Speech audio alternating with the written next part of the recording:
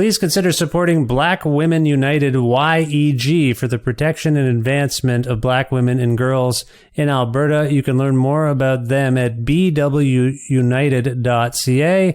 They are always looking for donations and volunteers. So please, again, support Black Women United YEG for the protection and advancement of black women and girls in Alberta. Again, that website is bwunited.ca. Hey, this is Nicole calling from Hamilton, and I needed to let everyone know that I really proudly support Vish and Creative Control. I have for many years, I will for many more, as long as he keeps delivering these amazing interview podcasts.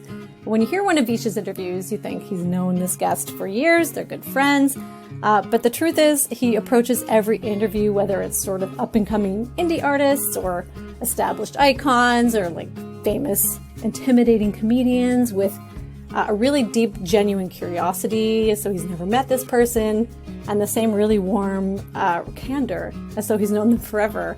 I think it really lends to a great chat, no matter who he's talking to, and for that reason, I think you should throw Vish, $1 a month? He's got jokes. The jokes make it worth it.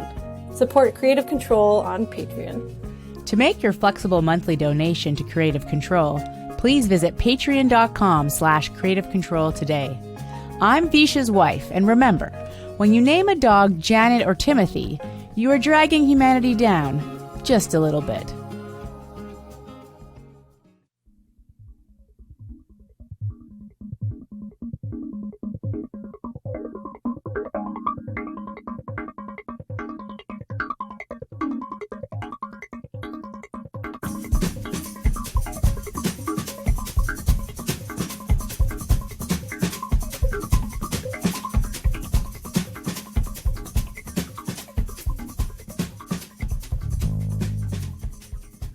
Joseph Shabason is a gifted and prolific multi-instrumentalist and composer based in Toronto, Ontario.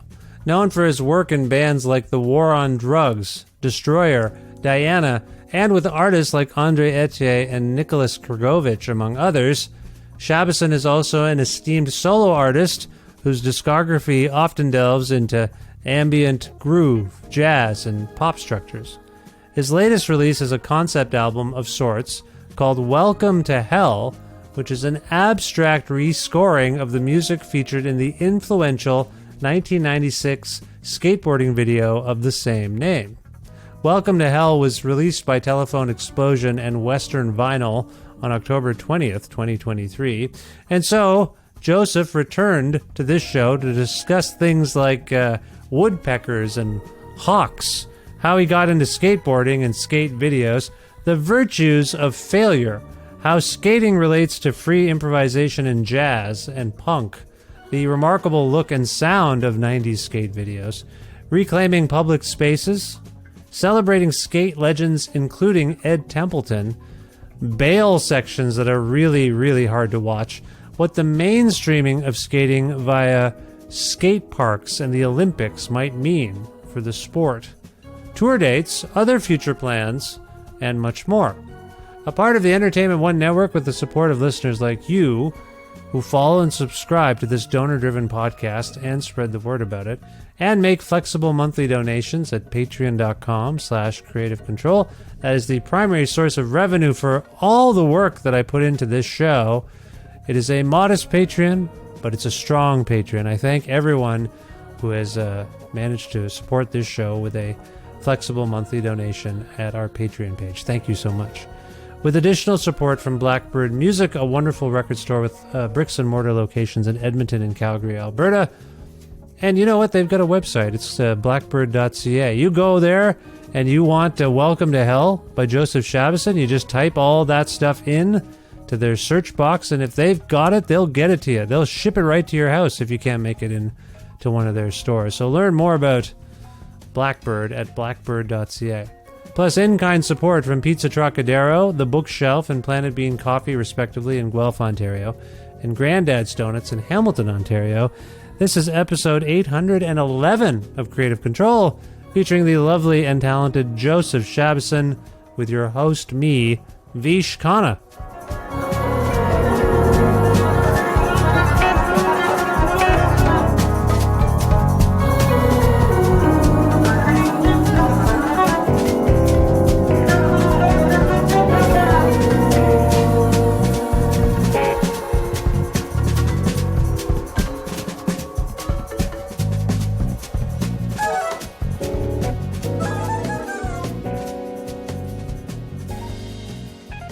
Hey, Joseph, how's it going? Good, Vish. How are you? I'm well, thank you. A woodpecker is attacking my house constantly and burrowing holes in the stucco. And it was only doing the garage, which is a detached garage here in Edmonton. Yeah. I just went out to eat a banana on the porch to get some fresh air, and I hear knock, knock, knock, knock, knock, knock, knock. Fucking woodpecker is now on the house, and it's burrowing holes. I've read two things about this. A, they make sounds to attract a mate. Yeah. Or they're looking for food, obviously, or they're building a nest. So you asked me how I am, and I think they're protected, but I want to kill woodpeckers because they're costing me money and damaging my house. How are you? What if they... I mean, I got a question. I'm good, but what if they build a home in there, and like once the home is done being built, you kind of have this family of lovely woodpeckers. You can watch them; they're sweet birds, and then you can forget about them. Are you opposed to that? Well, the first time the hole was made by, I think, the same woodpecker in the garage, it pecked a giant hole in there until I could figure out how to get rid of it. And then it left. It just split. I think it was like, oh, this isn't a tree after all. Oh, so it was like food. This isn't a tree after all. Right. There's no bugs in here. It's stucco and styrofoam. It was like, I'm going now. So we repaired that hole. It cost me some money to get the guy to come and fix it. And then we went away in the summertime to Ontario for 3 weeks. Came back, new hole. And I saw... Do they have any natural enemies? Like, can you put like an owl or like some kind of like a... That's what my stucco guy said. He said animatronic owl. An owl that flutters and makes noise if there's motion. So I'm like, how much is that? That owl sounds like it's $3,000. What am I doing? So anyway, how are you? I'm good. I want an animatronic owl for you. That's something that I feel like would really, just complete your home out there in Edmonton. The proceeds from this episode will go towards an animatronic owl is how things are going to go. Where in the world are you, and how many woodpeckers are in your vicinity? Toronto, Ontario, West End in the Junction Triangle. As far as I know, 0 woodpeckers, but we've got a family of Cooper's hawks here that are decapitating smaller birds in the park. So my children are finding these beheaded birds and just sort of like either bringing them over to us or just gawking. And that's sort of our bird news over here. I love that this has become a bird podcast. I don't know what it means. Why do they behead? They behead the birds, eat the heads, and then leave the... No, I think they eat the bodies. Or I don't know if it's like a power move, like it's some sort of like a territorial thing, but I am assuming they're eating the bodies and just lopping off the head. Oh, they're finding the heads. I'm sorry, I misunderstood. I thought you were just saying, yes. Oh my God, that's horrific. I'm so sorry. Yeah, no, it's fine. They got to learn about it sometime. I don't know. If those hawks could somehow come to my neighborhood and deal with these woodpeckers, I'd be pleased. I think we both have the opposite problem that could be resolved somehow. I'll get that hawk over to you. And you just give me that animatronic owl. Yeah. Let's call it a day. This is kind of an interesting segue because woodpeckers, I've decided, are punk rockers. They're punks. Why? It's just, they're vandalizing my house with a nihilistic purpose. Tony Hawk, famous skateboarder. Mm-hmm. You mentioned hawks. I'm just saying... That was a very good segue, Vish. I've been told of late that I'm good at the segues. Congratulations on... I left my vinyl copy in the living room by the player. I wanted to bring it with me, so I had it here like we were on a talk show. Congratulations on your new LP, Welcome to Hell. It's wonderful. Thank you. Yeah. Thank you very much. I'm very happy with it. You should be. It's a really interesting concept that I'm going to ask you to sort of explain to the listeners. I've done a little bit of it in the introduction already, but can you talk about where this record sort of came from and what inspired you to take it on? So I had finished my last record and I think I was getting ready to do something new. And most of my old albums were concept records, or at least sort of like the framework for them was something... was a concept, and it the last couple dealt with some pretty sort of like heavier emotional topics. And I was just like, I don't want to do that. That's not where my head's at. I don't want to keep doing that thing. And I mean, this is very cliche, but it's like, that expression, write what you know. Mm-hmm. So I was walking, and I often think about ideas for albums when I'm walking. And I was like, well, what do I know? Like, what am I excited about these days? What am I engaging with the most? And I think more than anything, it was skateboarding, like I just watch so many skateboard videos still, and I go skateboarding. I started skateboarding again, and I just think it's such an exciting subculture. Like, I just think it's the coolest thing in the world. So I was like, well, I love skateboarding. What could I do? Like, what do I know within that sort of broader topic? What could I do to sort of engage with it musically?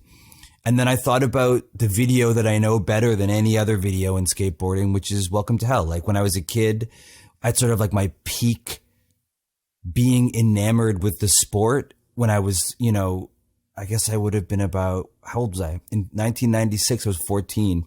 And it came out and just sort of blew my mind. And we watched it every single day. We'd go out and skateboard, and we'd watch it before we skateboarded. We'd come back from skateboarding. We'd watch it again. Like, it was just so pivotal. And I think it changed street skateboarding so much. The soundtrack was like, it was really heavy. There was it was like punk, and there was Danzig, and there was Maiden, and like, I was like, it would be cool knowing that video the way that I do to sort of recontextualize the whole thing with like 20 years of distance, to be like, I know these parts super well, and try to just write songs that are tailor-made to each skater's part. So I was like, yeah, I'll just do that. It seemed like when I came up with the idea, I was like, that feels right. No, it's really fascinating. Can you talk about how and when you actually got into skateboarding, why it came into your life? Because I was a kid once. I know it's hard to believe. I don't believe it. I was a teenager, and we had skateboards, and we would skateboard, but we weren't. I was never half pipe. I could not do that. I don't know why. I think I was fearful. I'll be honest with you. It was. Oh fuck, me too. It was hard to do that stuff for me, and so I mostly used it to get around. Tried to learn sort of those stationary tricks, ollies, like kickflips, all that kind of stuff. We would do that stuff to the best, and it just didn't come easily to me. And I think that's why. And it was, like I say, watching people in my peer group. I remember a summer we helped build a half pipe in someone's backyard. Am I saying that correct? The ramp, the circle, the half totally. Pipe. You're nailing it, Vish. But it never appealed to me to do that part of it as much. And I did other stuff, like we used to play tag with BB guns. Like, that's how idiotic we were. We did dumb things. Yes, but that for some reason I was always like a little hesitant. Do you remember what first got you into skateboarding itself? Not. I can't wait to talk to you about this. This video, because I watched it with some of my family last night. Welcome to Hell, and it was kind of interesting to get their reactions, particularly the bail section. Jesus, my good God, I couldn't handle it. I was actually wincing. We'll talk about that in a moment. Back to my original question: what got you into skateboarding yourself? I mean, I think this is pretty much tale as old as time territory, but like, my friend's older brother had them, and he was just like, to me, the most impossibly cool person. This guy named Greg Golter. He's probably like a good 5 or 6 years older, and he was just like the coolest guy. Like, he skateboarded, he BMX'd, he had a really hot girlfriend. Like, he was what I wanted to be. And then I got into skateboarding through that. Like, I borrowed a board, and we kind of like watched him, and then me and my friend started doing it in grade 7, and then from there, it just kind of fully took over and became an obsession. But like, the entry point was basically like, who's the coolest person I know? Greg Golter. Okay, I'd like to be like him, and here's how I do it. I see. Now, skateboarding is inarguably athletic. The coolest sport? Okay, yeah. Sport. That's a good... You just used the term sport. But when I was coming up, it was so anti-authority and somehow not... It wasn't the jocks who skateboarded. Let's put it that way.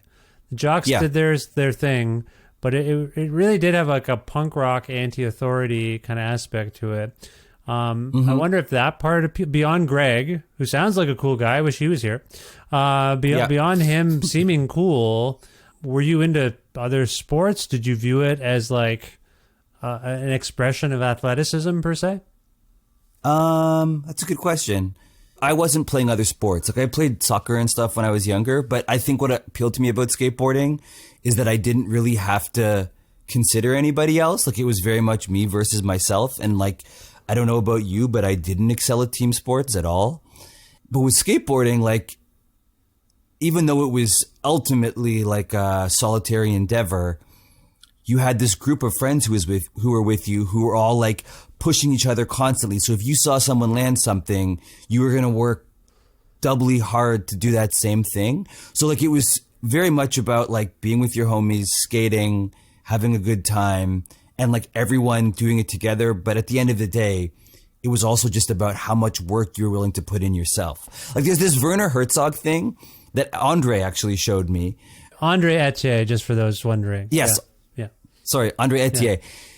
And like, he sort of is watching a skateboard video and talking about it. And if I'm remembering correctly, it's basically like, to paraphrase, is basically like the majority of skateboarding is failure. Like, you just fail and fail and fail and fail and fail, but you're working and working and working and working, and it feels absolutely insane. And then you succeed.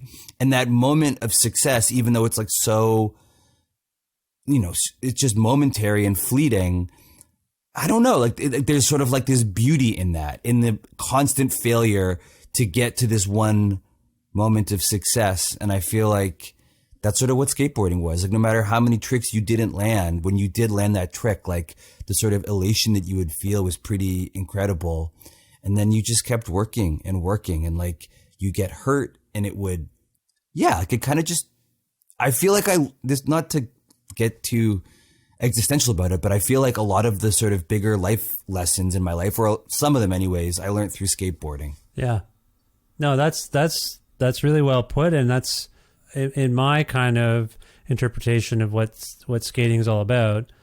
That rings true to me. And I think the virtue of failure, the virtue and beauty of failure to get to where you think you want to go, that's true. Mm-hmm. And that's true in many expressions, forms of expression. However, let's home in on a couple that I think maybe might resonate with you as a musician. Punk and jazz. And the relationship between those modes that extol freedom of expression and the destination maybe not even being the point of the journey, if that makes any sense, and skating. Yeah. I wonder, because I'm watching Welcome to Hell, and I'm marveling at the athleticism, but I'm also marveling at the cinematography. The way things are shot is mesmerizing to me. And I was saying it to whoever was in the living room. By the way, I started watching it on the TV. Yeah. And then I yelled at my son, who was playing video games, "Hey, get down here." Because my son skates. He goes to the skate park sometimes now. Yes. And so I say, "Come down here." And he's like, What? Because he was playing video games with his friends online. And I said, "Come down and just sit with me. Just watch this for a little bit. This is unbelievable." So he sits down, and I press play on the thing, and people are doing their magical shit. And then 40 seconds goes by, and my son stands up. He goes, "Papa, that's just how skaters do." And he walks away. Like, it was no big deal. Yeah. Meanwhile, I'm like, no, I wasn't just the skating. Look how this is filmed. The marriage of music and the editing. I mean, I didn't say this to him, but like, I was just overwhelmed by the whole way that video was made. Anyway. There's so many things to talk about in here, Vish. Yes, and I'm sorry. I lost myself in just trying to tell you what it was like experientially for me and my family and my daughter, who was just looking. She looked over during the bail section, which, again, we will talk about it, I'm sure, at great length. Yeah. Okay, I've said a bunch of things there. What did that spark? I mean, rather than me trying to land on a question, what did all of that spark for you? We got to start with punk. Yes. And then we have to go to what your son said. Yes. Or maybe we have to start with punk, go to jazz, and then go to what your son said. Okay, yes, so don't let please. me forget. Yes. That's my train of thought. Okay, thank you. Okay, so punk. I think, at least back then, and I still think now, but to a lesser extent, which I'll explain, I think skateboarding was and is an unbelievably sort of like punk sport, if you want to call it a sport at the time. Like especially sort of in the spirit of DIY. Like, you had these people who truly at the time basically had no shot of making a living wage. They were devastating their bodies. They were going on tours just like punk rockers used to do in these vans where there was like constant breakdowns and just heavy drinking. And, you know, like the parallels between like their lifestyle and the lifestyle of like a touring punk musician or punk band, it's pretty bang on. Like so Ed Templeton is the guy who started Toy Machine, and he's a skater. And I bought his recent book called Wires Cross, which is like, he's also an amazing photographer and artist. And this is sort of like skate photography coupled with sort of diary entries from when he was touring with these skateboard tours, like kind of around time of Welcome to Hell and earlier and after. But like, I was reading it and I was just like, this is what being on the road is like, especially when you were young and had no money. Like, it was truly, it felt, I mean, theirs was a bit crazier, but like it felt so much the same. And then on top of it, like there's this creativity, right? Where like, and I mean, this sort of ties into the jazz thing, which I'll get more into, but like you're approaching a whole bunch of things with this sort of like creative mindset and with your board and what you can do. And I just feel like the extent to which they were both like ruining their bodies for this thing that was never going to make them any money and living this lifestyle that was so punishing. To me, that is truly a punk existence. Yeah. And people fucking hate you for it. Like, they fucking hate you. And so, and around the time of Welcome to Hell, like, they were just, like, there weren't professional filmers. They were just buying video cameras and buying fisheye lenses and shooting it themselves. And like Jamie Thomas, one of the skaters in it, did most of the filming and the making of this video. And like the whole thing was DIY. It was just like he'd find someone who he likes. He'd say he was flying down. He'd film them. Like there's all these interviews about it in this skate documentary series called Epically Latered. But like they were just hanging on, you know, like no one knew what the fuck they were really doing. Yeah. And they were like filming and editing it themselves. So like in terms of the spirit of DIY to me and like how that ties into to punk, I think like the two are so married. You know, I was thinking about where I've experienced some of the most memorable punk and improvised or jazz music. And often what was used are what we call alternative spaces, right? Like not conventional venues. You watch Welcome to Hell. What isn't an alternative space? A church, a railing, park, like a parking lot thing, something that wasn't these skaters. Is that derogatory to call them these skaters? I didn't mean to sound. No. Can you be racist to skaters? Anyway, the skaters, are using public space in alternative ways, and that to me was a weird correlation between maybe where you and I came from musically. Yeah. Like, doesn't matter. Like, yes, this was a factory, but tonight it's a music venue. Yes, this is I don't know, like an accessible ramp, but right now I'm going to use it to skate on, and I'm going to do slides and all this stuff. Does that resonate with you? The notion that like the level of imagination involved in... Dude. Yeah.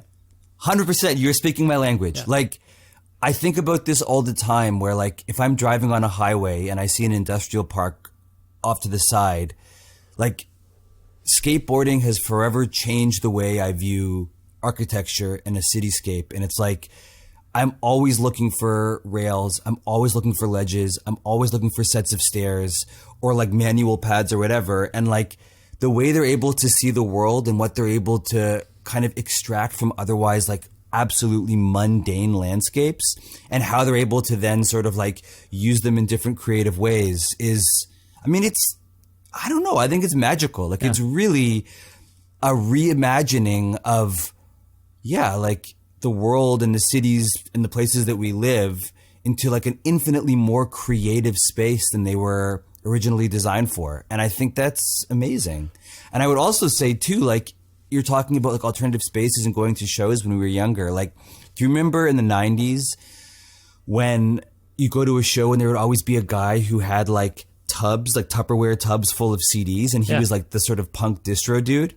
Like, I think skate videos in their own way sort of acted like punk distro dudes. Like the amount of music I think everyone discovered from skateboarding videos is pretty mind-boggling, at least in the 90s. Maybe less so now. No. Like, No. That's how we found. I mean, I didn't watch those videos as much, but certainly, like Stephen Lamke, who I grew up with, who we grew up playing punk and hardcore music, and he had an older brother, Ted, who I think skated and had, like probably first heard Minor Threat and Fugazi and those kinds of bands in those skate videos, which, by the way, 100%. It's interesting. At the end of Welcome to Hell, if people watch it, I don't know how legit this is, but there's a rundown of all the music featured, and it says, courtesy of Alternative Tentacles Records, courtesy of Columbia Records. I'm like, there's no way they gave them any courtesy. Oh, no way. 100% no way.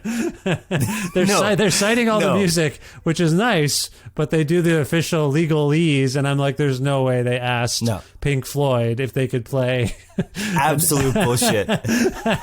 Anyway, but you're absolutely right. Like, I'm going through a thing since someone I greatly admire, Rick Froberg, passed away from Hot Snakes, and I have it here. I have a Tony Hawk. Sorry, what I'm doing is I'm chronicling every musical release of his that I have on Instagram, and I'm finding things that I have most of it, but every once in a while there's like, oh, I didn't have that record. I'm going to order it. I'm going to find that one. Yeah. One of the things, Tony Hawk skate CD that Hot Snakes are on. They do a government issue cover, I believe. Really? Yeah, it's back. It's behind me. I can't reach it right now. I can. Like from Tony Hawk Pro Skater? Yeah, I think so. Crazy. I'm too hooked up here to walk back there, but I'll show you. Understand. I'll show you later. But yeah, it's a fascinating thing that music, or rather, those videos were an absolute gateway and a communication tool for musicians, like the earliest fake licensing sync sort of deal. Where, and I think that's fascinating too. I mean, the first time I ever heard Destroyer, which is a band that I ended up playing in, was on a 411 video magazine. Like 411 was this really famous video magazine from the 90s. They'd put out a VHS cassette every month, and it was like magazine format. So there was ads, there was features, yada yada. But like, I first heard Destroyer in that, and then like, but those things were so eclectic. It would be like The Promise Ring, into The Far Side, into Destroyer, into like AC Alone, into like, it was just so all over the place. And I mean, I found out about so much music through those things. It was crazy. Yeah, and I think some artists like Beastie Boys were like in the sweet spot because for whatever reason, I think the anything goes mentality of a skater and for those videos is that you would get all sorts of styles of music as you were watching, and they all seem to work together. Certainly Check Your Head era Beastie Boys seems like, oh my God, yeah, the perfect soundtrack for some of these videos. And I also think, like, going back to what we were talking about in terms of alternative spaces and the power of imagination, one other correlation I see is like a skateboard is a skateboard. There are innovations in them, materials change. The same way a guitar is a guitar, a drum is a drum. But as you go to see more adventurous performances by musicians, you'll be like, oh, that guitar player stuck a screwdriver or a drumstick in their headset or whatever. Like the drummer is putting like a wallet or keys and coins and chains, and like, oh, that's just a little modification that creates this whole new universe. And it was just them trying something. Similarly, would you say there's a similarity in terms of the power of the imagination and the skateboard? You're driving on a highway, and you're seeing skating opportunities, not just landscapes. Like there's something there too, right? Well, I think that question kind of ties into sort of like the jazz analogy that you initially said. And I think like it's less to do with the skateboard itself. And I think more to do with like, okay, I spent some time thinking about this, so bear with me. In jazz, I mean, in all music, but especially in jazz, you have this base language, right? That's made up of like the fundamentals of Western music. So like notes and scales. And then you have this history of songs, like, you know, the American songbook. You have classical music. And then you have this history of jazz that came before you. But like, essentially what everyone is working with is the same, like a 12-tone scale. And what makes a jazz musician interesting is not the piano or like their saxophone, because everyone for the most part is given the same tools, but it's what you do with that and how you interpret this shared language in order to make it unique in your own, so that you can kind of like distinguish yourself as a individual voice. And skateboarding to me is the same. Like you have this deck that everyone gets. It might vary slightly, but for the most part, it's the same. And then you have this shared language of like tricks, like ollies and kickflips and 360 flips and yada yada. And then you have this shared landscape, and the way that you combine it all together, like what tricks you do on what obstacle, or like how you can re-envision a set of stairs or a bank or a wall or whatever in order to sort of like do something creative and interesting and kind of forge your own path and your own voice. Like to me, jazz musicians and skateboarders are like one and the same. And with that shared landscape, you're improvising all the time. Like you watch the best skateboarders and the way they're able to like string lines together and improvise and kind of like, you know, it's thought out, but it's also, they're moving quickly and kind of reacting to what's happening. It's amazing. And I think that like it really, those similarities are really there, where like you have to be like, there's so many different ways to do it, but at the end of the day, the skaters who are doing the most exciting stuff, it's like a combination of like creativity and sort of like ballsiness, and it's exciting. Like they're taking what came before them and synthesizing it into something new with their own style. And like skateboarding today is bananas. It's the exact opposite of fearing the moment. It's embracing the moment. Totally. 100%. And it's also like in jazz, I think so much of it is like a nod to what came before. So like even in the last 10 years, like a trick called the no comply, which in the 90s was like poo-pooed. It was like so passé, has now come back into style, but people are doing it, and they're doing all these different like takes on it and versions of it, and combining it with other tricks that are like, it's just interesting. It's like you really see a through line of like from the first skateboarders to the most modern skateboarders, and like everyone sort of nodding to that shared history in a very cool way. Yeah. When I was itemizing some things earlier and got muddled, you asked me to remind you to talk about my son's comment. Yes. Which, again, as I said, he only could handle sitting down for about 45 seconds before he stood up and said, that's just how skateboarders do, is I think the exact quote. And then he walked away and started gaming again. What did you want to say about that? So, when I was how old's your son? 12. 12. Okay. So when I was your son's age, it was just a little bit he's just a little bit younger than I was when I started skateboarding. But like, you had to wait months in between major videos. And like, what you were exposed to was really only what video you could buy in your skate shop or what video your friend had. And like, you go to different people's houses who had different videos and yada yada.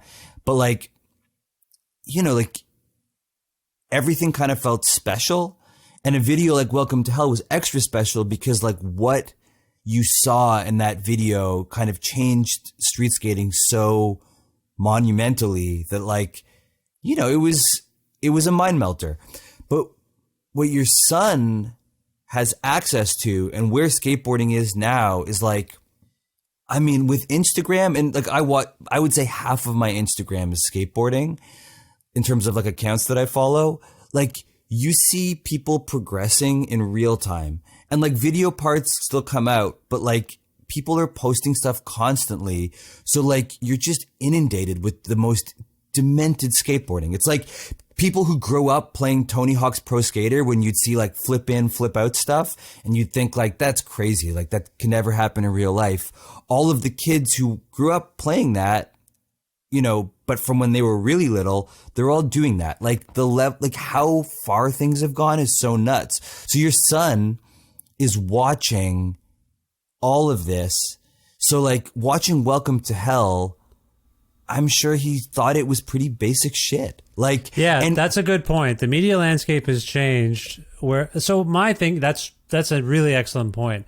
I'm watching this thinking, oh my God, this thing that came out in 96 was likely made, you know, over the previous years when we didn't have smartphones. No one had this technology as accessibly. Yeah. You could get it. You could get the fisheye lens and all that stuff, and you could see it in music videos, and it was more accessible. But you had to kind of invest in that equipment. It wasn't just, oh, I have a telephone and it happens to have a high-end camera on it, right? So this was a dedicated. So like I said, I called him down to be like, not just the skating, but just this whole presentation. But you're right. It's probably something that I don't know that he's taking it for granted, or I'm taking for granted that he would be impressed by it. I think for me, it's like, I can't believe this was made, you know, 30 odd years ago in this at this level of sophistication, even though like it is fairly scrappy at the same time. It's super scrappy, and like also like I would say probably 3/4 of the tricks in that video nowadays would be throwaway. Like at the time, no one was doing it, or like very few people were doing those types of tricks. But like now, they just wouldn't even make it into a part because there's so many people doing that level of skateboarding so consistently. And it's like, and then you see it every day on Instagram. Like a pro skater will just upload trick after trick. And it's like, yeah, I mean, it's pushing skateboarding forward in like an exponential way that's super exciting. But also for your son watching that, it's kind of just like a whatever, you know, I see that shit constantly. Like what he's exposed to, and like what kids are exposed to now, and what like they see as possible, and how that's going to like transform a new generation of skateboarders to do even crazier shit is exciting. It's amazing. Yeah. So you have this Welcome to Hell video basically embedded in your brain. You've watched it so many times. Yes. For those who haven't seen it, the musical soundtrack includes Lard, and we've talked about some of the bands already. Sonic Youth, Pink Floyd, The Misfits.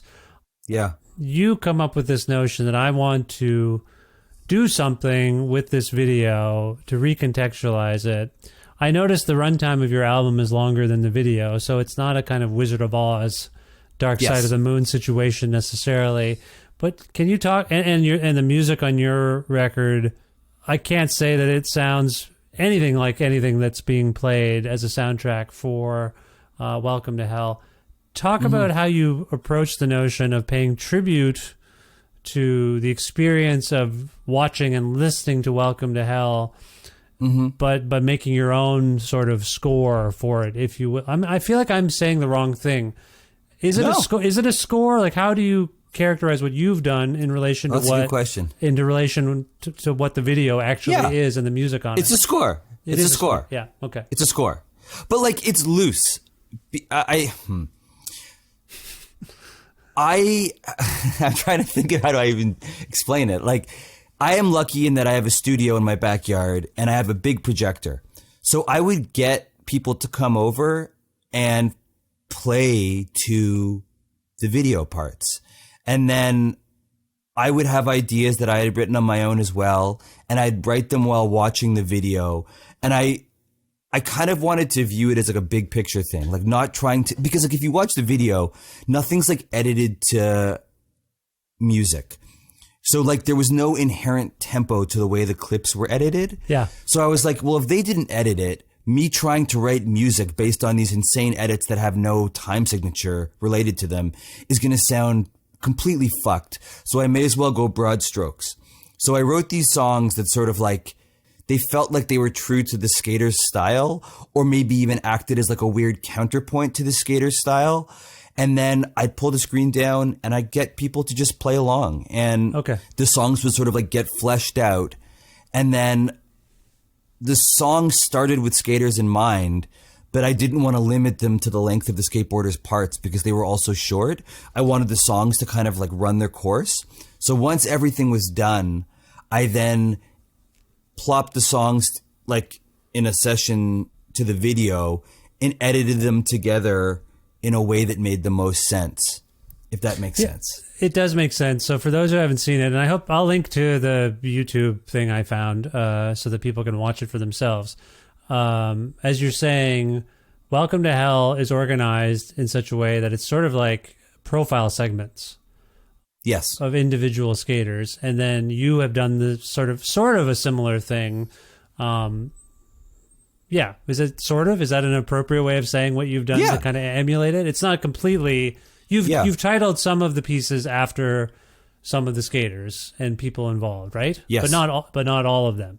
Well, if you go onto I actually just took the way it was labeled on the YouTube of the video. So it's like some songs correspond to skateboarders. Some songs correspond to broader sections, like they'll have like a friends section or a tour section. I see that so now. So everything sort of corresponds to different sections of the original video. Right. Sorry if I got confused there. I was just... No. I'm trying to... Because they're connected. Your record and this video are connected, but they're also not, is where I'm coming from. And I'm just trying to... Does that make sense? Yeah. Yeah. Okay. Yeah, I would say I would say it's mostly connected. So you mentioned that the profile segments in the video are relatively short, and that's absolutely true. And yet you've got people coming in to play to them, and the pieces that you guys come up with, you and your colleagues, are more expansive than the visual segments. Did you loop those visual segments so you guys could just keep playing to them? No, I'd start it and I just let the video run. Because at the end of the day, like... Oh, you'd let so even if a piece is named after one of the skaters, what's being played might have been well past that skater segment in terms of what would be inspiring someone visually. Yeah. Okay. You'd start with that segment, but I would just keep it going. Okay. Because like trying to get it back would be weird. Whereas like this, I just wanted, like ultimately, I wanted people to draw inspiration from the skateboarding as a whole. And I think just playing the composition that was like written with that skater in mind would be enough to sort of like evoke the level of inspiration that I needed. And then ultimately I just wanted them to see like rad skateboarding, and that for them to be kind of like reacting to it and make them do things that they wouldn't necessarily do otherwise. So similar to Welcome to Hell, you talked about how some of the songs that score certain segments don't seem to have any connection rhythmically to the editing or even the skating itself. Very true of your record as well. Yeah. So what does that mean? The timing of the music that now is just like that we've come to know from the actual film and now your contribution. There's not really a solid interconnection. And yet your hope, I think, in screening the video was for a vibe to come through to the musicians. Yeah. So with the end results not exactly matching the frenetic pace of the video editing, what do you make of that? Like, what do you make of the fact that as you got together with people to play, their instinct wasn't to just play hardcore beats or something. Their instinct might be to play something really tranquil and slow. What does that what does that connote to you? Does that mean something? I don't know if it means anything. I think like I was definitely driving the ship and steering the ship in terms of like the vibe of the song. Like we'd always start with an idea that I had. Not always, but a lot of the time. But to me, it was more about, I didn't want things to sync up directly. I wanted it to feel more broad strokes. Like I wanted the players and myself to sort of like hold the way somebody's skating makes them feel in their mind's eye, and then approach what they play with that in mind. So rather than trying to like hit every cut or every beat of action, it was more about watching the part, understanding it, and then playing first to video, sometimes to not. But it's like, as long as I think I was able to sort of envision the skaters' intention and the way that they skated in my mind, and I was making decisions with that in mind, it all felt connected to me. Yeah. No, I'm not doubting the connection. I'm just saying it's interesting that experientially the sonic aspect and the visual aspect may never link up. Maybe it's a feeling. Totally. All of the music is a feeling. Yeah. So that's fascinating. Let's talk about Welcome to Hell, the piece you wrote for the bail section. Yeah. So for those who haven't, I'm watching this video on my couch and everything. I'm just mesmerized by all the video editing and the, as I say, the coordination, the fearlessness. And then there's a bail section. And a bail section, Joe, you explain to the folks, what is a bail section in a first of all, does every video have a bail segment? Is Welcome to Hell unique in this regard? And secondly, or maybe first, tell the folks what a bail section kind of is. So, okay. First, the bail section is like all of the falls that got recorded while filming the larger video. So like it's people, missing the board and hitting their head and their legs and doing the splits and like, their board goes one way and their legs go the other. It's just like all of the falls. That's the bail section. And back in the 90s, every video had a bail section. They did. And you'd okay. wait for it. Yes, yeah. It was like commonplace. But to this day, I think that Welcome to Hell's bail section is an unrivaled worst as in the most gnarly, vicious bail section that has ever graced a skateboard video. I had to shut my eyes. I looked away a bunch during this one. This is, by the way, when was America's first home videos invented? Oh, that's a very important question. It's probably around the same time, isn't it, or just before? Yeah, just before. I wonder if skating videos influenced and inspired America's funniest home videos, because the bail section in Welcome to Hell is particularly horrific, and people look like they've seriously injured themselves. Every once in a while, you get a howl of pain over the. Do you remember what? I'm sorry, I should have made note of this. What song soundtracks the bail section? Do you remember? No, it was really, really, really heavy though. I remember it was the heaviest song on the album. I could look. I'm sorry to put you on the spot. No, I don't remember. Okay. I don't remember. That's fine. Let's go to your reaction piece to that part of the video. How would you characterize it compared to some of the other pieces on your album, Welcome to Hell? Very placid. Like, it's by far the most mellow, beautiful song on the album, I would say. And it's the only song on the album. Yeah, it has vocals. Like, I don't have vocals. Yeah. So in that bail section, there's two things that happened that I don't think had been documented in a bail section up until that point. One is, both happened to Ed Templeton. One is that there's footage of Ed Templeton's torn nutsack that he tore on a rail. And the other one is that he broke his neck on that, in that bail section. He falls off a ledge weird and his feet go over his head, and then he lands on his head, and he had to be taken off in a stretcher, but he broke a number of vertebrae.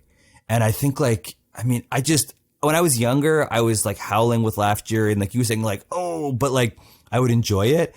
I watch that shit now, like when I was scoring it, I can't. Like, I could barely look at it. It was so, like, that my reaction was so visceral. Did Ed keep skating after that? Yeah, for a long time. What does that mean? What does it mean that after these horrific injuries, they keep going? I get that that's part of the deal when you take up skating. Yeah, you're gonna hurt yourself. Like, it's understood, and if you don't, that's a good day. But what does it mean that they keep going after such horrific, long-term injuries, I assume? They're lifers, man. It's like they love it. They love it more than anything. And I think that, like, ultimately Ed stopped because he broke his femur at a skate park, and he just couldn't anymore. But like a lot of those skaters, like Brian Anderson, Mike Maldonado, Donnie Barley, Alyssa Steamer, Jamie Thomas, like they're all skating. Like to this day, they are like revered sort of like elder statesmen professionals. Some of them own some of the biggest companies in skateboarding, but it's like, it's their life, you know, like they started at a time when it was making them zero money.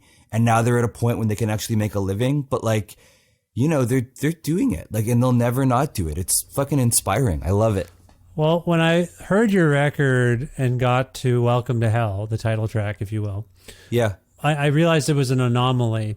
When I watched the video and then realized that piece was kind of inspired by the bail section, I thought you were kind of a sick fuck. I was like, this is like Harmony Korine, David Lynch level of like placid, airy singing, and it's almost creepy now that I have grafted the imagery with the song now in my head, and it creeps me out. I love it. Yeah, that's what you wanted. Because Welcome to Hell is a sentiment. Can you characterize why the video is called Welcome to Hell and what it means for you? What that means to you? That this thing that you love and that these people love, like the love skating, was titled Welcome to Hell. What does that mean? I mean, I think initially it was sort of like both a take on like the American commercialism and how fucked the US was. Like, you know, there's the Lard song that opens the video, and then like you see the American flag waving and like people eating Big Macs. And it's sort of this like kind of nod about like the hellishness of like consumeristic America. But then I think it's also Welcome to Hell because it's, like kind of like what we were talking about, where like these people are never not going to do it, and it's their life and they love it, and everyone fucking hates them. There's all that footage in the original video of like people being screamed at, being pushed just for skateboarding at different places that like people don't want them to be. And it's like a Welcome to Hell where it's like, this is the life you chose and you can't stop doing it because you love it, but it's going to fucking break you. And like there was so much like drug use and alcoholism, and like you're making no money, but you can't stop because you fucking love it. It's Welcome to Hell, you know, like it's sort of like your reality setting in of like, this is pure joy, but what you have to, like the muck you have to wade through to get to these like fleeting moments of elation it's hellish. I wonder what your take is on the fact that, like, again, in Welcome to Hell, it is definitely space reclamation. Mm-hmm. It's public space that is, you know, concrete, steel, all this stuff being used for purposes that makes priests and cops really angry in Welcome to Hell. What about these, like, I feel like Guelph, when I left Guelph, a few years before I left Guelph, but a few years prior, a sanctioned official skate park was instituted. Here in Edmonton, I mentioned my son goes to a skate park that was built by the city, presumably, or somebody. Yeah. What do you make of the fact that, and I'm sure this is not uncommon across certainly North America and wherever skating is the most pervasive, what do you make of the fact that some communities and cities, their solution to all these, you know, punk skaters who are reclaiming space, we'll just give them a dedicated area? What do you make of that fact that happened? And what do you think the mentality of a skater would be that, you know, oh, they want me to go there. I guess I'm just going there now. Like, fuck off. I'm going to go wherever I want. Sorry. Am I putting words in your mouth? What do you make of that? I think it's interesting because I think on the one hand, what it's done is sort of like bred a whole generation of skateboarders who grew up with really amazing facilities to sort of practice on, where they weren't kicked out. Like, we go to these little sets or these gaps and we knew that we might have 15 minutes before we get kicked out. Sometimes 5, sometimes an hour, but it was like our time was always limited, and they were constantly like, you know, stopping us from skateboarding by putting like skate stops and stuff like that. But now you have this generation of kids who really have these dedicated spaces. So what it's done in terms of pushing skateboarding forward and like how good people are, it's fucking crazy. Like, skateboarders are crazy these days. And I think it's very much in part because they grew up with these spaces that like welcome them. I also think the irony of it is that nobody wants to see in a skateboard video, nobody wants to see someone skate a park. It never happens. It's like, I mean, it's like an Olympic sport. It's an Olympic sport now too, right? It's crazy. Yeah. Like it's so high level. But if you want to put out a part that has cred that people will watch, you can't have anything in a park, period. Yeah. Like it has to be in the streets. So no matter how much skate parks have changed skateboarding, and no matter how much communities are like, we want you off the streets, you have to go to the park, it will never happen. Skateboarding fundamentally, I think, is a activity that belongs in the streets. And that's why no one wants to see someone grind a perfect ledge or skate a perfect set. They want to see how people go out into the world and like navigate all the fucked up idiosyncrasies of architecture, of cops, of asshole people. Like there was that video of like that guy skating these crazy, it was kind of like these banks beside staircases in Europe. And like one of the guys who lived in this apartment facility where these ledges were, or these banks were, dropped a clay pot on his head from 2 stories up as he was skating. And this guy, like, he fell and he was ultimately okay. But it's like that clip made the rounds. And part of skateboarding is that, you know, is all the fucked up shit that you have to sort of like navigate in order to get this one trick. And yeah, no matter how many skate parks there are, no one wants to see people skate in parks. It's like a training facility almost. Well, I really appreciate that insight, and I didn't know where we were going to go with that question, but that all checks out to me. That it will always be an unconventional thing. Like that's what will be celebrated about it. That's fascinating. Before we wrap up, I want to ask about the album artwork and packaging. Yes. It's really beautiful. Having watched the video, I understand where the cover image kind of came from, so to speak. Mm-hmm. Can you talk about what you were after in work and who you worked with to bring artwork to pass for this record? So for all of my records, Andre Etier, who is an incredible musician and an incredible artist, he's done all my album art. And in the video, like there's this sort of like crudely animated devil that does this really like kind of low pitched demonic laugh. And it also corresponds to this character, this devil character that Ed Templeton drew that was pretty like enmeshed and fundamental to sort of all of the mid-90s Toy Machine, like their aesthetic, their art, the general vibe.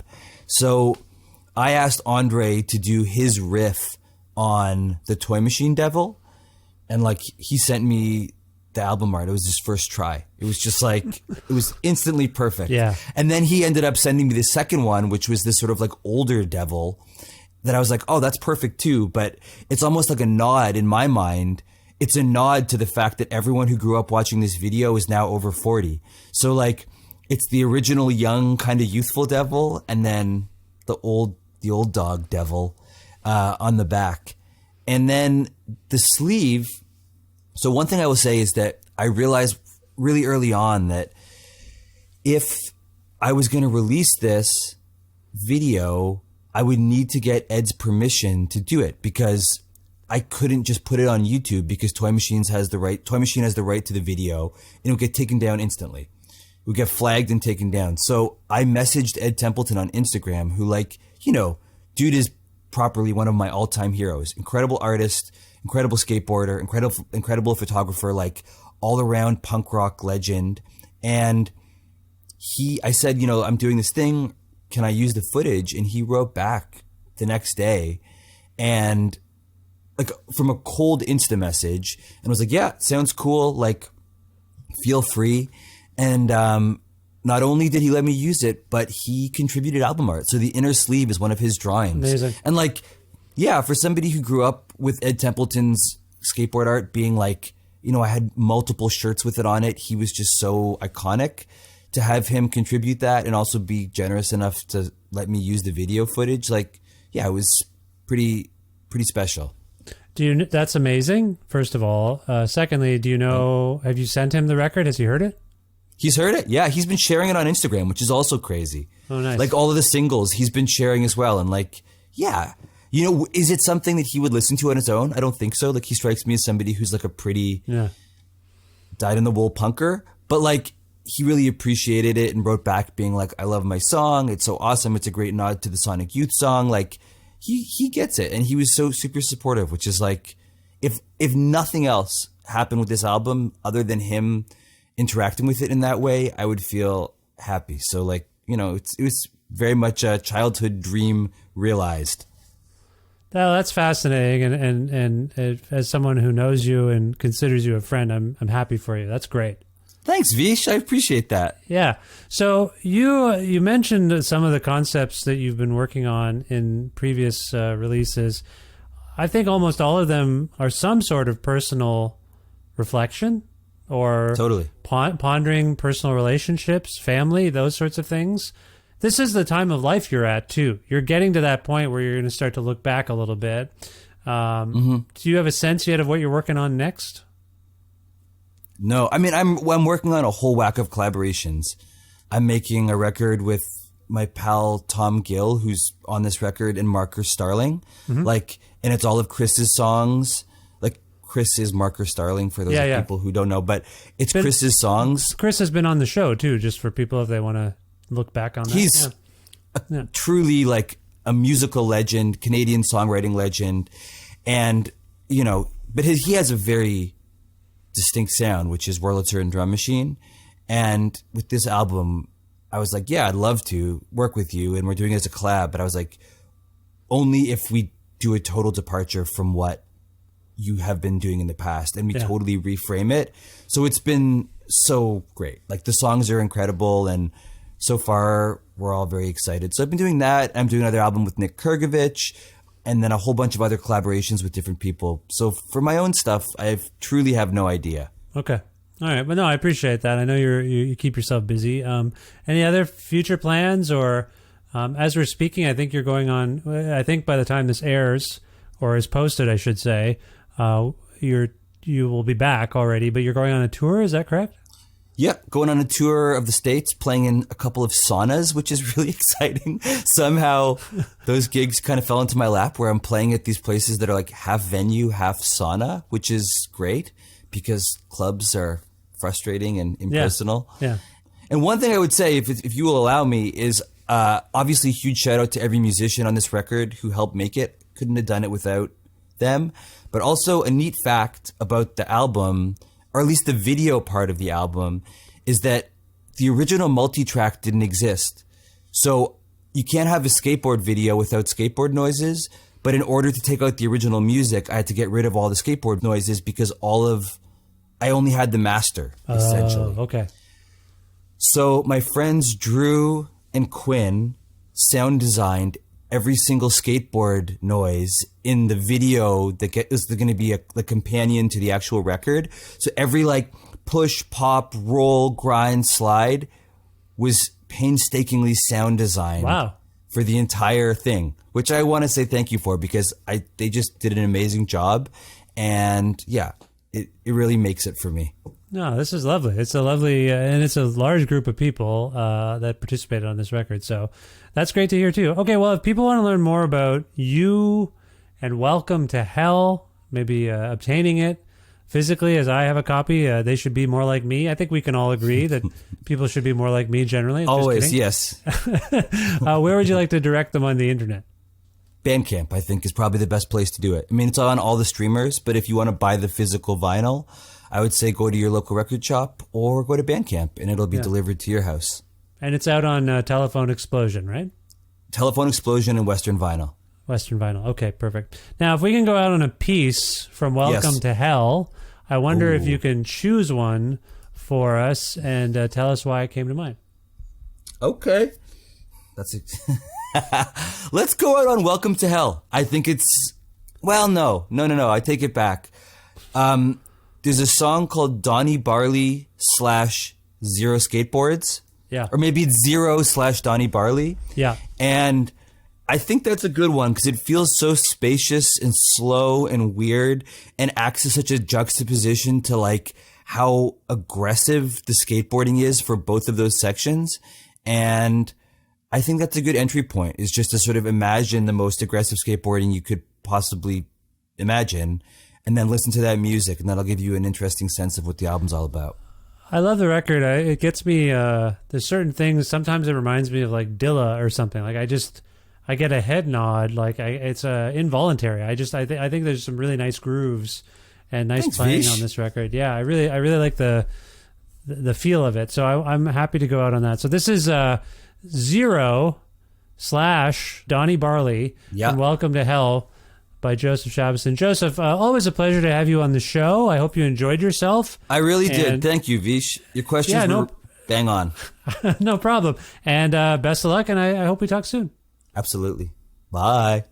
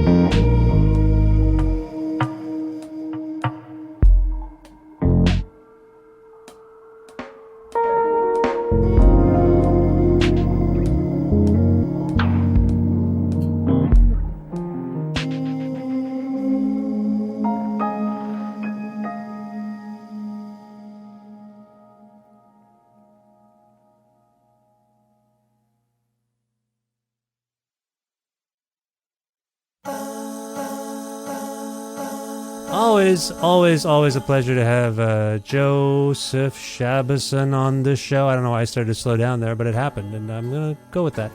Thank you so much, Joseph, for being back on the show. For everyone else, this is the 811th episode of Creative Control, which is part of the Entertainment One podcast network and is available just about wherever it is you listen to podcasts, except for that one big place which I took my show off of.